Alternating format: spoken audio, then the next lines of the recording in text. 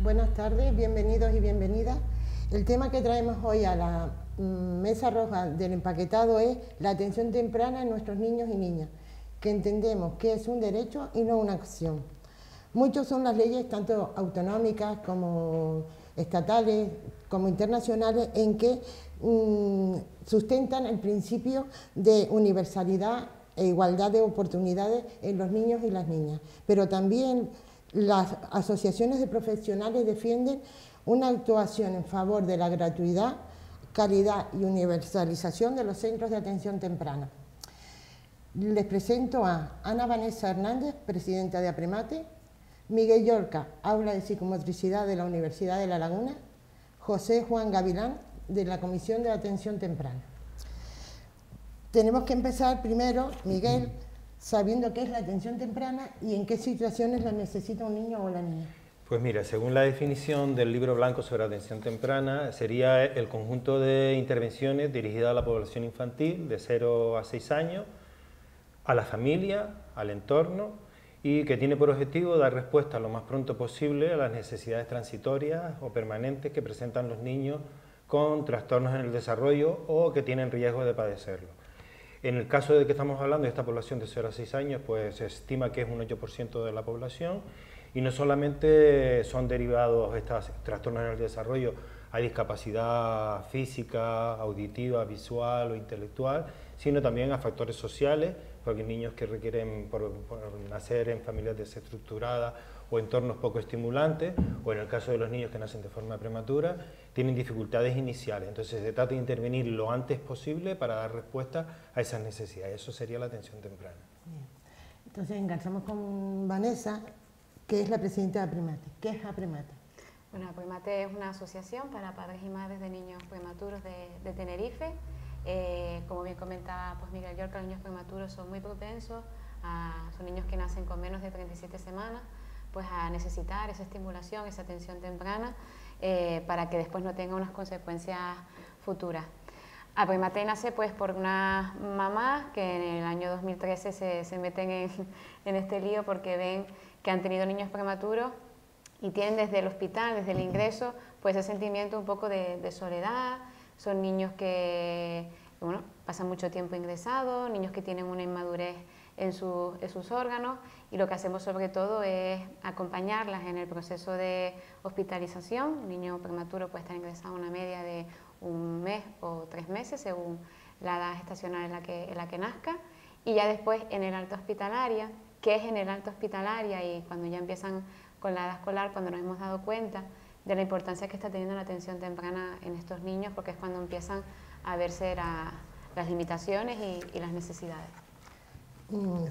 José Juan, de la Comisión de Atención Temprana, ¿por qué se crea esta comisión? Bueno, esta comisión surge porque el gobierno, pues llevamos 2 años intentando promover que se cree una ley y una red de centros de atención temprana en la Comunidad Canaria y no lo hemos conseguido. Entonces, antes de verano se pone en contacto conmigo la diputada Natia Arnaiz del Parlamento para si estoy interesado en participar en una comisión que está creando para crear una ley de atención temprana y a raíz de esa ley pues crear también una red de centros. Entonces se ha creado una comisión donde se ha invitado, va a ser un documento libre el que se vaya a hacer, y se ha invitado a todas las asociaciones para que contribuyan a ese documento, o cualquier persona que quiera también aportar algo a ese documento. Pues nos hemos marcado una meta aproximadamente de 6 meses porque desarrollar una ley es complicado, entonces nos hemos puesto una meta de unos 6 meses para tener un pequeño borrador que pasarle a la gente. Y Miguel, ¿por qué se crea el aula de psicomotricidad de la ULL? Bueno, el aula de psicomotricidad en principio es un aula para la docencia, es decir, para formar a los profesionales que luego van a trabajar en la atención temprana o en educación en general, y es un aula para la investigación. Si nosotros nos hemos convertido en un servicio asistencial es por la falta de recursos que hay a nivel público para dar respuesta a las necesidades que tiene la población, ¿no? A partir de realizar proyectos de investigación, eran los padres de los niños con los que trabajábamos los que nos decían que una vez terminado el proyecto de investigación, dónde podían ir con sus hijos. De ahí surgen varias asociaciones de padres de niños con discapacidad, en concreto la de Trisómico 21 o la de Apanate, por ejemplo, de familias que acudían a nuestro servicio, y poco a poco, al ir trabajando con proyectos fundamentalmente con profesionales de la sanidad y de educación, pues ellos son los que nos derivan a los niños para que hagamos evaluación e intervención, reconociendo que no existe una red pública de atención temprana, como decía José Juan. Es por eso que surge el servicio asistencial, ante la necesidad social. Igual que Apremata, ¿no? Y ya dijiste algo de los objetivos. ¿Cuáles son los que has conseguido? Bueno, los objetivos que hemos conseguido, uno creo que lo más importante es que los papás y mamás puedan entrar 24 horas, que es algo que está aprobado por ley y que en algún hospital no se llevaba a cabo, que puedan estar 24 horas en la UCI neonatal. Hemos creado también una habitación de respiro ya en el Hospital Universitario de Canarias y ahora estamos en ello también, en el Hospital, sí, en el Universitario de Canarias, y ahora estamos en la residencia también llevándola a cabo para que los papis tengan un espacio donde poder desconectar un poco, poder comer si lo necesitan. Tenemos una psicóloga propia también y ahora lo que estamos es fomentando ya los objetivos no es tanto a nivel de hospitalización, porque ya eso los hemos ido consiguiendo, sino el acompañamiento de las familias una vez que le dan el alta hospitalaria y hay esa sensación como de que se ven solos con niños que de repente pues no caminan cuando deberían, tienen problemas en el habla, no controlan el tema del esfínteres y sobre todo esa alarma se produce sobre todo cuando ellos van a entrar al cole, que los niños ya necesitan una autonomía, necesitan una relación social y eso no aparece y por eso de ahí también la lucha y el acompañamiento con el sistema de la atención temprana. ¿Y crees que cuando el padre o la madre al niño de una hospitalización más o menos larga salen del hospital con una buena información de a qué sitios tienen que ir? No, una de las cosas que, aparte me pasó a mí personalmente con mi hija, una de las cosas que sí nosotros hemos comentado mucho es que cuando te dan el alta en un hospital se habla mucho del tema médico, pero sí es verdad que los médicos no hablan de la socialización, el desarrollo del niño, la importancia de la atención temprana y muchas veces hemos hablado de la importancia de que ellos comenten eso. La información o bien la buscan los padres fuera o bien recurren a una asociación como nosotros que se la damos, pero no hay esa conciencia aquí en Canarias de una política preventiva, sino ya cuando hay una alarma o cuando el niño deja de hacer algo, es cuando ya de repente intentan poner recursos que es que no existen aquí en Canarias. A nivel nacional sí existen, sabemos que en otras autonomías y en otras pues lo hacen y tienen comunidades autónomas que tienen unos centros base, pero pues aquí no lo tienen y los padres y las madres, las familias se ven muy desamparados. Y hablando de dinero, ¿cómo se sustenta la ULR y los padres qué les supone? Bueno, pues como no existe una red pública de atención temprana, cuando tienes un hijo con algún tipo de dificultad, son los padres los que tienen que sacar de su bolsillo y algunas ayudas que hay en los ayuntamientos que asumen unas competencias o que asumen que no les corresponde, porque sería el Gobierno de Canarias quien tendría que disponer de esos recursos. Entonces, fundamentalmente son los padres los que subvencionan el servicio, es decir, los que pagan por la atención que reciben sus hijos. Bien es cierto que nosotros, después de las movilizaciones que llevamos haciendo desde hace 2 años, hemos conseguido algunas ayudas, pero ayudas que son exclusivamente para los 200 niños que son atendidos en la sala de psicomotricidad de la Universidad de La Laguna. Pero la realidad es que en Canarias hay más de 9.000 niños que requieren atención temprana. Entonces, aunque nosotros hemos conseguido algunas ayudas que no cubren la totalidad de las prestaciones que estamos dando, la realidad es que existen más de 9.000 niños que siguen los padres costeando, en el mejor de los casos. En otros muchos casos, pues si no tienen recursos, son niños que no están recibiendo las ayudas que por ley les corresponden. ¿Y qué ayudas o becas puede acceder el niño o la niña? Bueno, están las ayudas de discapacidad, pero que todos sabemos lo costoso que es conseguir el certificado de discapacidad. Se pasan los primeros años, que son los fundamentales, que es lo que estamos hablando de atención temprana, que es cuando esa personita se está formando. Hay una gran lista de espera para obtener el certificado de discapacidad y sin el certificado de discapacidad, en la actualidad, no puedes obtener ningún tipo de ayuda. Incluso en la Consejería de Educación, la última convocatoria de becas, es requerimiento que haya un desfase de 2 cursos más contar con el certificado de discapacidad. Es decir, esto es una pescadilla que se muerde la cola, ¿no? Y después, habitualmente, la ayuda también depende del nivel de ingresos de la familia. Tú en la presentación decías que esto es un recurso universal, es decir, esto no depende del nivel de recursos de la familia. La educación y la sanidad es un derecho universal que debe abarcar a todas las personas. Por supuesto, sí. Y José Juan, ¿estamos en la comunidad estamos igual que en el resto de España? No, bastante. Ya lo han comentado, lo comentó Vanessa antes.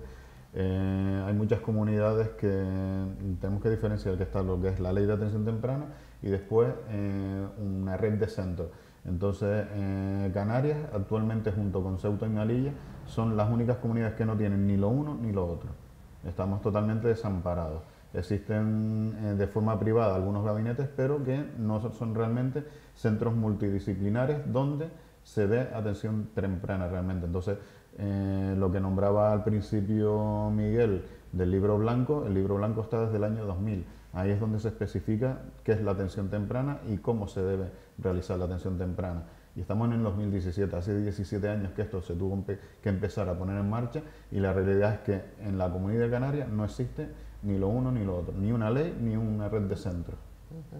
Y en las instituciones, tanto gobierno como parlamento, ¿hay una prioridad para empezar a andar con esto? Como comentaba Miguel, llevamos 2 años prácticamente que creamos una comisión dentro de lo que es el servicio del aula de psicomotricidad de la universidad, presionando un poco a los políticos para que tomen de una vez la iniciativa y creen una ley y una red de atención temprana. Y la realidad es que hasta ahora no hemos conseguido prácticamente nada. Se ha creado una pequeña comisión, pero que a nuestro entender no es suficiente y no avanza lo que realmente queremos. En los municipios se presentó en La Laguna, ¿no? Sí. Una moción a favor para defender. ¿En qué quedó todo esto y en qué otros municipios se ha presentado?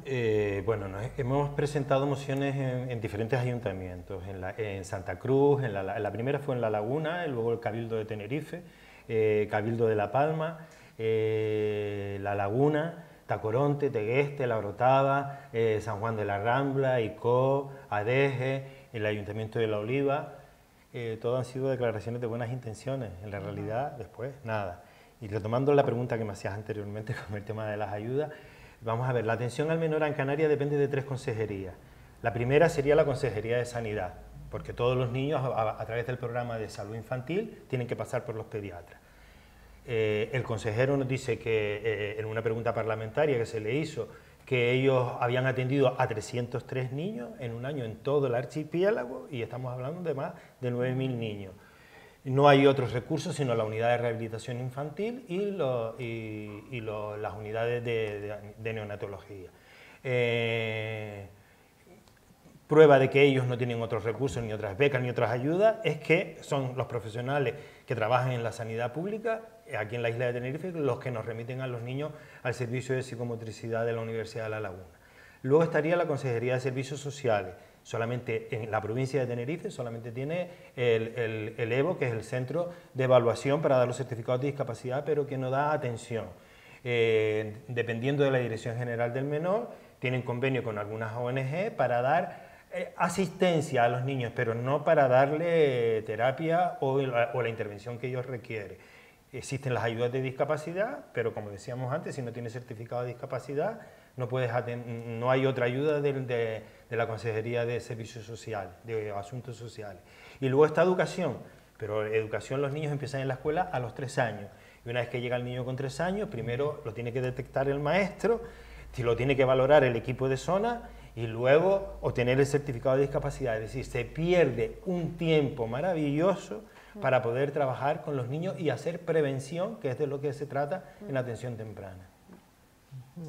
Y ahora mismo, ¿hay infraestructuras de ayuntamientos, otras instituciones que se podrían integrar para echar adelante la red de centros públicos?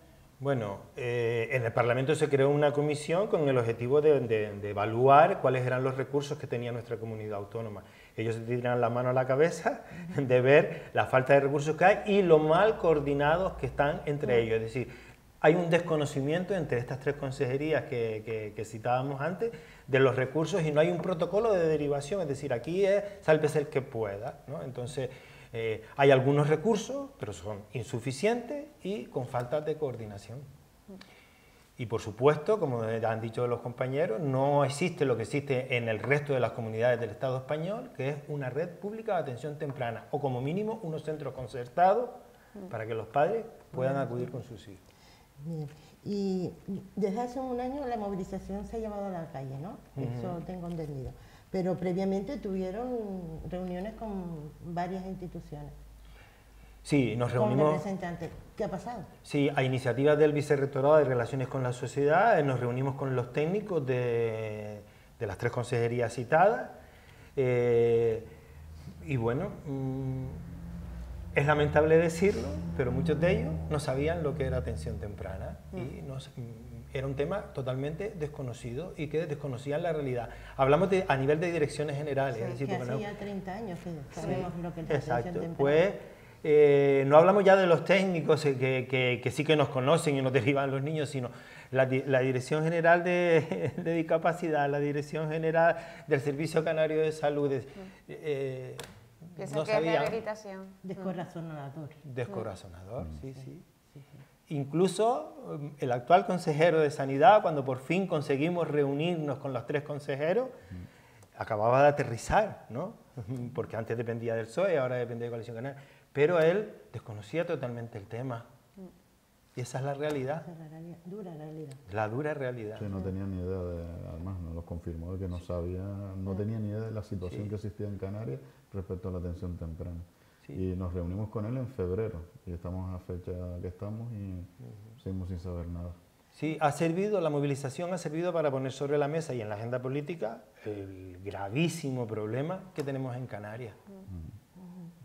¿Y qué acciones creen importantes, y esto es para la pregunta para los tres, para que la lucha de los padres, las madres, las familias y los profesionales podamos al fin instaurar la red pública de calidad de centros de atención temprana?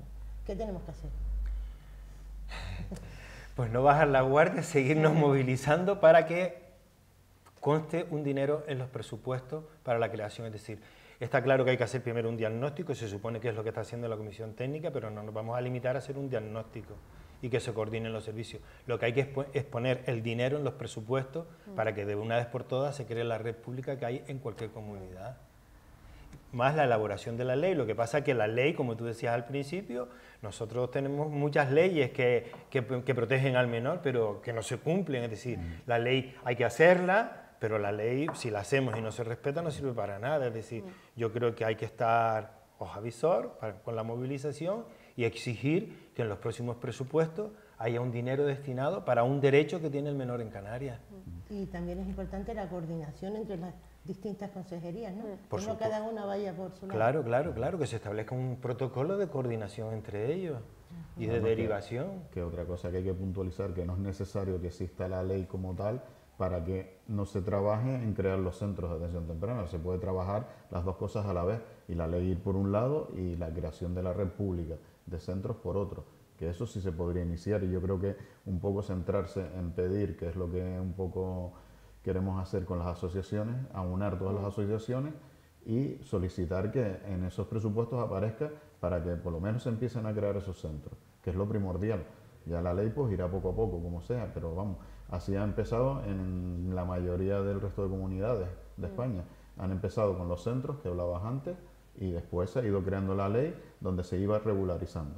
Pero ante todo hay que movilizarse para que esto salga hacia adelante. Sí, no solo por medio de las asociaciones, sino que esas asociaciones movilicen a esas familias que están afectadas. Es muy importante que los papás y las mamás que se ven afectados con eso no sigan pagando de su bolsillo algo que es un derecho. O sea, se puede establecer una ley, pero es que ya existe un derecho sobre eso y hay una necesidad que está ahí. Yo creo que las movilizaciones también han servido para que la gente le vaya sonando lo que es atención temprana, que si ya directivos lo pensaban, también la población que pensaban que rehabilitación o que era que el fisio te viese un momentito en el hospital. Y yo creo que las movilizaciones son importantes y las reclamaciones, es decir, lo que no puedes es que a tu niño lo tengan que ver un logopeda y que tarden 2 años en vértelo. Porque se pierde, como dice Miguel, se pierde un tiempo muy, muy valioso y hay que prevenir situaciones. Es que la propia palabra lo dice, atención temprana. No tardía. Para concluir, y aunque sea reiterativa, ¿vale? ¿Por qué es necesario crear la Red Pública de Atención Temprana? Porque es un derecho y por la prevención, es decir, prevenir es evitar que en un futuro tengamos a personas dependientes. Si los trabajamos inicialmente, probablemente vamos a minorar las dificultades que pueda tener ese niño. Es decir, es que socialmente incluso es rentable invertir en atención temprana porque prevenimos problemas de futuro. Es fundamental. Y siempre, nunca olvidar el concepto de que son niños. Entonces, los niños no se pueden defender, tenemos que defenderlos nosotros. Y está en manos de nosotros, de las familias y de los políticos que aunemos esfuerzos y saquemos esto adelante. Sí, ¿tienen alguna conclusión? No, decir un poco lo mismo, porque es un derecho y porque los niños que no se trabajan con ellos, que no se hace una atención temprana, cuando llegan al colegio lo pasan muy mal, es una situación muy estresante para ellos y es muy estresante para su familia. Y se convierte ahí en un bucle como sin salida, donde yo creo que se está sometiendo a una atención a unos niños que se puede haber trabajado previamente. ¿Y los padres tienen un apoyo también en la atención temprana? No, ¿qué va? Ahora mismo no, pero si se hace atención temprana, a los papás se les daría herramientas. Y una cosa que es importante es que no, atención temprana que no consista en voy a un logopeda en no sé dónde, voy a un fisio no sé dónde, voy a hacer psicomotricidad no sé dónde. O sea, lo ideal sería tener un centro donde estén todos los profesionales que se coordinen entre ellos, porque los niños no son verduras, son seres humanos que necesitan que los profesionales se coordinen y ver cuál es la mejor manera de trabajar con niños que estén todos coordinados. La propia definición de atención temprana, decíamos, no solamente atender al niño, sino también a la familia y al entorno. O sea que es fundamental. Sí. Donde hay centros de atención temprana, se atiende también a las familias. El problema es que aquí no los tenemos. Bueno, pues con esto acabamos. Creemos que con esto la población sabrá un poquito más de lo que es la atención temprana y eso es por lo que estamos aquí.